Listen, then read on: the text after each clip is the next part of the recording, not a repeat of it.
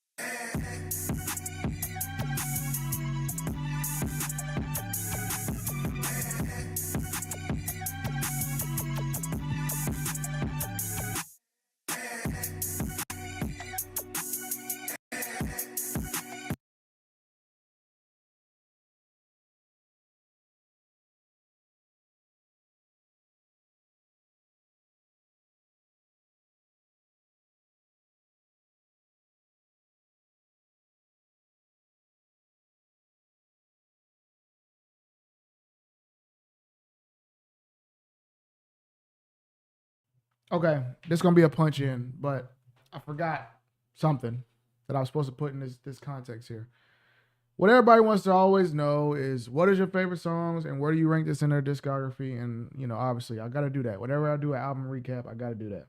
So this album has so many songs on it that it will be hard to do like a top five or a top four. So I'm gonna do a top four or top five from each disc. So disc 29, I'd say my top five would be Poor Thing, 2-6, Bunts Road Blues, Drum and Bass, and then that last one would be either Who the Fuck Is You or Safety. I think Who the Fuck Is You, and then Safety would be the next one off the list. I love the beat on Safety. It gives me like a boom bap, Jay Dilla, like the type of beat that like old Pro Era. If y'all listen to Pro Era, like Joey Badass Pro Era, their origins, like when they first were coming up, like that type of era beats. What's up, Udell? Thank you for following. Appreciate you. You'll pull up for the next one. I got you, bro. And then on disc 2, aka disc 39, I'll say my favorites were Life's or I Love Her Again is my favorite, probably on the whole project. I Love Her Again, Only You, Life Sentence, and then this is where it gets tricky. Honestly, a lot of people aren't listening because we already had the song before the album dropped as a single, but The Fall Off is Inevitable, aka disc 2, track 2. The Fall Off is The Fall Off, that's a tongue twister. The Fall Off is Inevitable, might be up there too. So I say Life Sentence, Man Up, or no. Life Sentence, Only You, I Love Her Again are locks. And then 4 and 5 is a little bit tricky. I say maybe The Fall Off is Inevitable. And I love What If for the storytelling, but I just don't know how much I'll be going back and visiting, like as far as replay value, how much I'll be listening to it, like on the daily. 5 would be either Quick Stop, Old Dog. Ah man, Quick Stop, Old Dog, or In the World is the Ville. I'll say In the World is the Ville, just because I feel like it summed it all up together. Yeah, give me, and the whole world is the Ville. I Love Her Again, Only You, Life Sentence, and the fall off is inevitable. It's my top 5 on the second disc. Don't kill me if you don't disagree. If you disagree, that's cool. That's the point. I feel like this album is so diverse, and he experimented so much, and he showed his range so much that everybody is gonna have different favorite songs, which I think is the sign of a good album and an album there where the artist didn't play it safe. Is when all your people that's been your day one fans all have different favorite songs. That's good, I think. And then where I would rank this in his discography, man, it's very, very, very, very, very hard for any album that J. Cole ever drops to break the big two, but now to me the big three, because I put the off season in there because I love the off season album. But the big two before that was Born Center and Forest Hills Drive. Born Center, Forest Hills, the off season is my big three. And then after that, I'd probably say, thank you for the follow, Freeze Goose, appreciate it. Then after that, I'd probably say, if I'm throwing in Friday Night Lights, the warm up, you know what? I'm not going to include all those. I'm going to just include like the more recent studio albums. So like from the Sideline Story forward. I'd probably say The Fall Off will be the first album out of the top 3. So I'd say, like I said, it's hard for me to break anything past the top 3. But I would say it's either 4 or 5. I would put it ahead of For Your Eyes Only. I would put it ahead of KOD, even though I think KOD is underrated. I would put it ahead of, was My Delete Later even an album? Or like a EP? I don't know. But I would put it ahead of that too. I would put it ahead of Sideline Story. That's the one. If I included Friday Night Lights, the warm up, the come up, all those, it'd be harder because Friday Night Lights is probably, I don't know why I don't include Friday Night Lights when I rank the albums, but Friday Night Lights is probably in that like top 3 where I can't, I don't know if I could ever move it down. So I'd probably say my big 3, Friday Night Lights, and then either The Fall Off or Sideline Story right there. Oh, but the warm-up. Oh. No, actually, the warm-up might be my... Fuck, bro. Okay, I can't do this. It's too hard. What I'm going to say is I wouldn't put it top 3. It would be right outside of the top 3, which is Off Season, For Your Eyes, Forest Hills, and Born Center. Those have a special place for me forever. And also, I say this, I've been saying this forever. If you look at all the greatest albums that all your favorite artists have ever dropped, it's going to be very hard to put a double album in there because a lot of double albums have so many songs that you would look at as like filler, or I don't know. It's not as concise when it's only 23 songs versus 10, 12, 13, 14 songs. I think every artist that you know, every great rapper that you know, their best album or their highest regarded album is between 10 and 15 songs. I guarantee you. 10 and 15 is the sweet spot. I've always said this. 10 and 15 is perfect. So double albums are not always my favorite. And the fact that I like this double album this much is really saying something. But Forest Hills Drive, 15 tracks or 13 tracks. Forest Hills Drive, 13 tracks. Let's look at some other artists. Who is y'all's other artists? Let's just look at the big 3. Everybody don't want to call them the big 3, but it's the big 3. What is Kendrick's best album? A lot of people say Pimp a Butterfly. 16 tracks, which is a little bit long. But I think it's Good Kid, Mad City. 13 tracks. 13 tracks. What is Drake's best album? A lot of people say Take Care. I disagree. I say Nothing Was the Same. 13 tracks. Jay-Z, if you want to go back in time to the OGs, Jay-Z, what does a lot of people say is his best album? I mean, Blueprint, maybe. Blueprint, 15 tracks. Me personally, I would put probably Reasonable Doubt, 16 tracks. And that's with like the extended cut. The original was 15. So I said between 10 and 15 songs is the sweet spot for me as far as album length. This is making me sound like a real contrarian, but let's go to Nas because a lot of people's favorite album by Nas, Illmatic, 10 tracks. But again, I have to be different. My favorite Nas album, y'all kill me for this, it was written as my favorite. It was written as my favorite, and it's 14 tracks. Perfect. That 10 to 15 range is just, it's where you perfectly can fill an album, tell a story, show your range, show your variety, show your diversity without, prolonging your listener too much or prolonging the album so much that you're repeating yourself or you're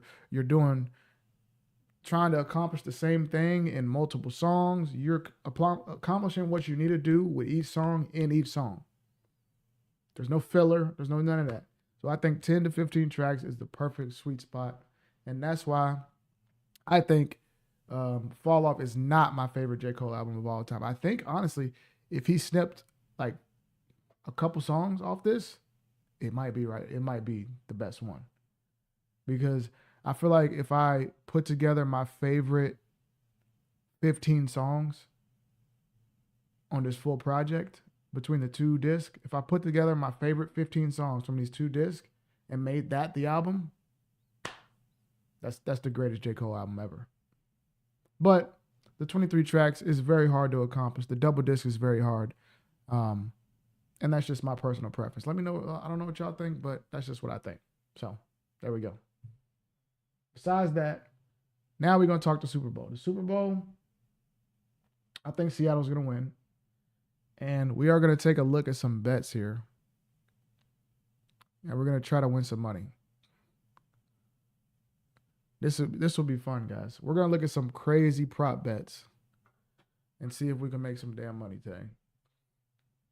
Or not today, but tomorrow, this weekend. Let's look at these prop bets. This is the best thing about the Super Bowl is that people are so sad that the season is ending that they will literally bet on anything. They're so sad the season is ending that they would literally bet on anything. All right. We're not going to do none of this boring stuff.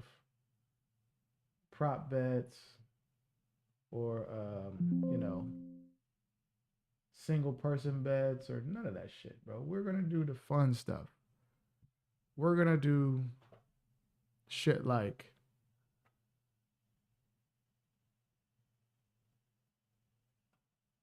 Gatorade color. Let's pull them up. There are 452 props. Y'all know, shout out to DraftKings, shout out to FanDuel, shout out to Caesars, my favorite. But when you really want to get the real props, you got to go offshore. I'm sorry. You got to go offshore. They got the real shit. They got all the damn props. All right, let's look up.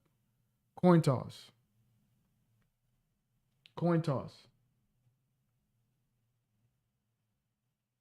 What are we thinking on coin toss?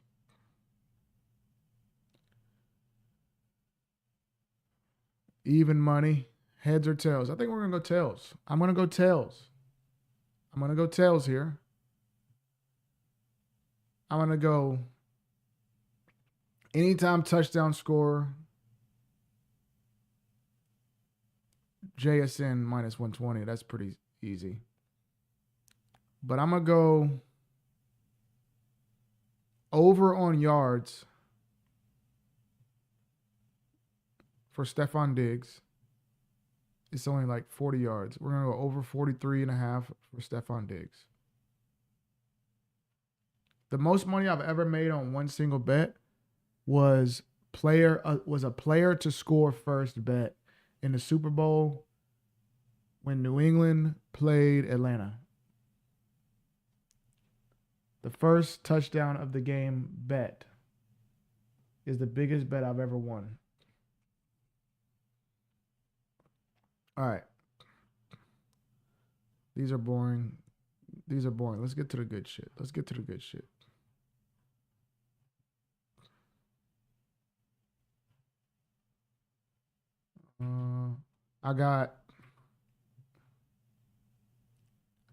alternatives, bro. Plus 14.5.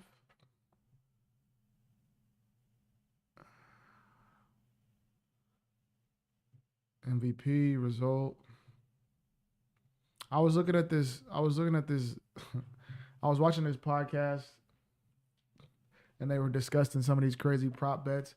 And I think this is the first time I've ever heard this line in my life. And and the Super Bowl is the only time where you'll ever hear these words uttered in a chain. The Super Bowl is the only time you will hear these words uttered. Someone said, "What are the odds on God?" When else would you ever hear someone say, "What are the odds on God?" Then they said, "I might throw God in a parlay." Huh? The bet, obviously, is whoever wins the game or the MVP gets on the mic. Who will they thank first? I think these are my top 5 bets for the Super Bowl, because the Super Bowl is the end of the season. First of all, if you want to get the real good prop bets, I know everybody loves FanDuel, everybody loves DraftKings, everybody loves Caesar Sportsbook, everybody loves all these great sports books. I love them too. But if you want to get all the good props, where they have 1,000 little tiny things you can bet on, you got to go offshore, guys.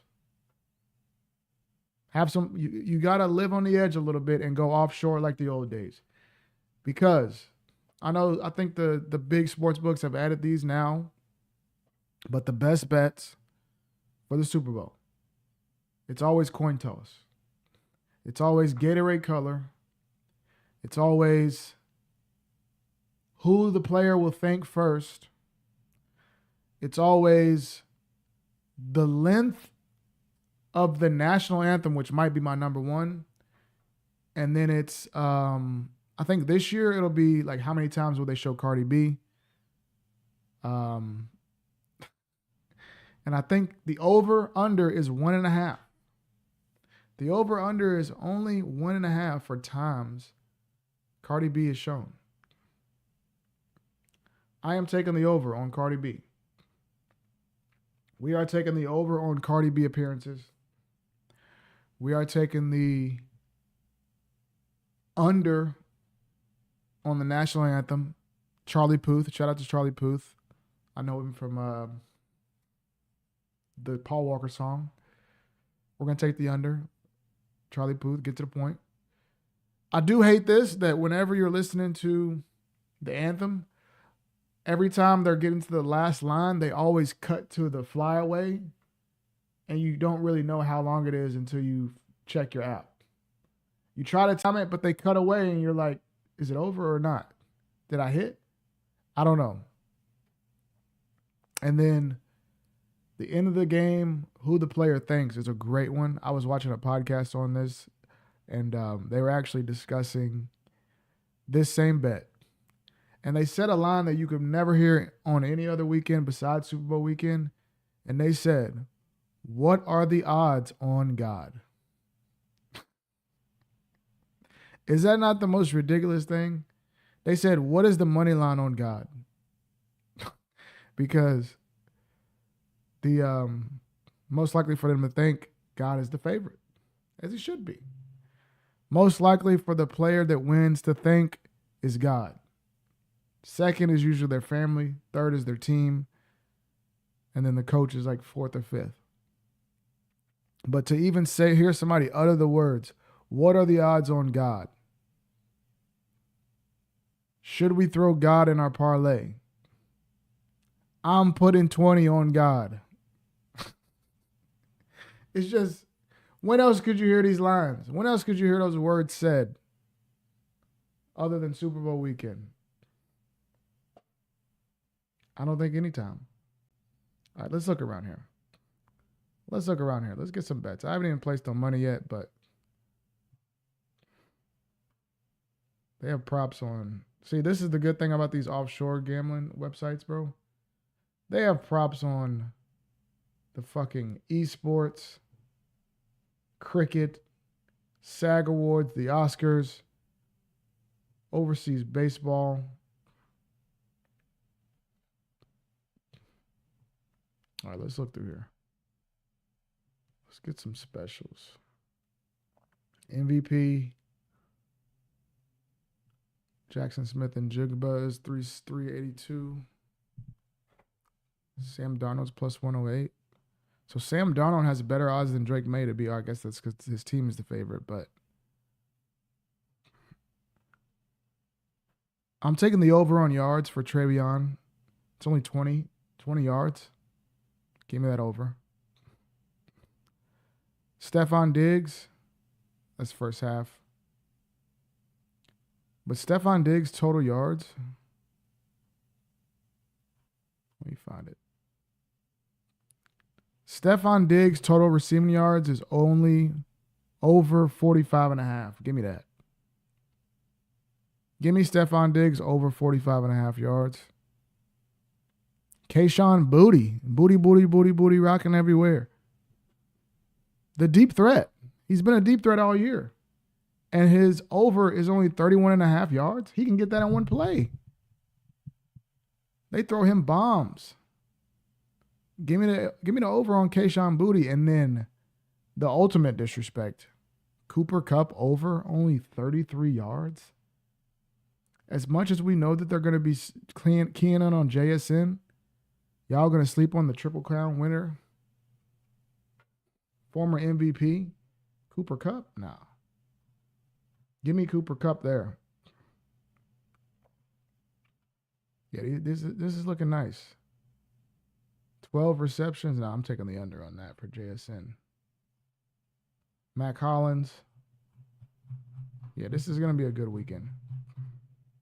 Let's look at some more we got. Downs. Where's the Gatorade colors bet? I need the Gatorade colors. Total points, odd, even.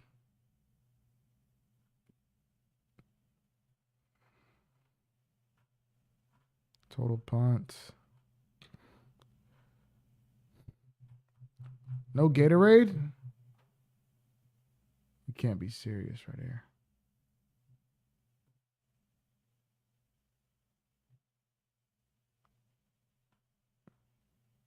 They have the temperature at the stadium. You can bet on the temperature. I don't know, man.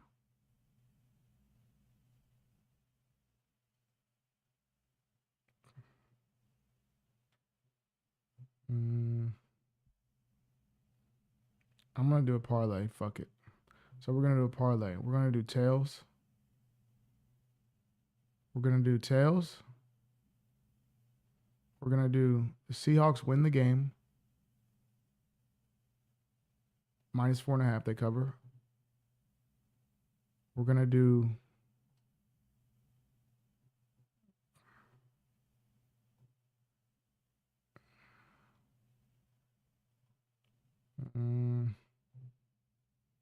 what's the quarterback props? Total passing yards, Sam Darnold over 230. Yeah, that's not happening.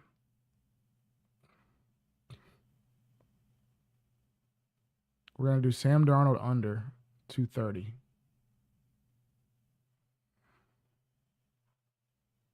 We're going to do interception. Sam Darnold's throwing an interception. I'm sorry, but Sam Darnold is throwing an interception. Honestly, I think, no. Drake May's interception is over 1.5. I'm going to say under. I think he throws one, but not more than one. So we're going to take the over on Sam Darnold's interceptions.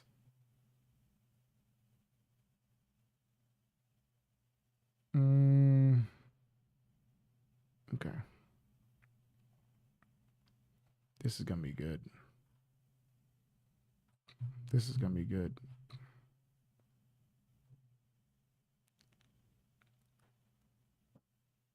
Y'all got to let me know some good ones. Give me Kayshon Boutte for the over. Where's he at? Over 31.5. Stephon Diggs over 45.5. Nah, give me just Diggs.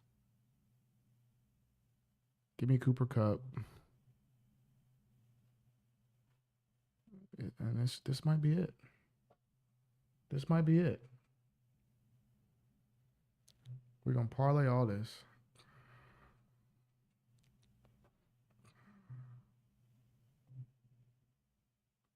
Why can't this be parlayed? What do you mean?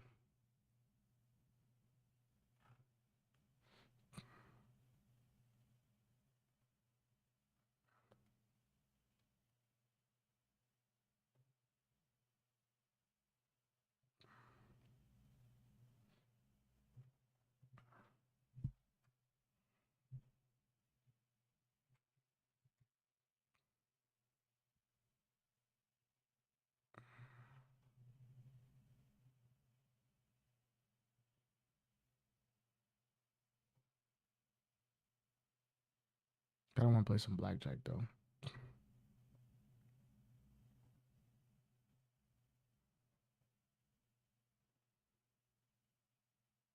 Oh, no, I'll get banned, actually. I forgot I'll get banned for that now. All right. Tomorrow should be interesting. This is going to be a real short stream. I got to go work out. I got to go cut weight. So, I don't know why this is moving. Didn't ask for that, but cool. Good night. Catch you later.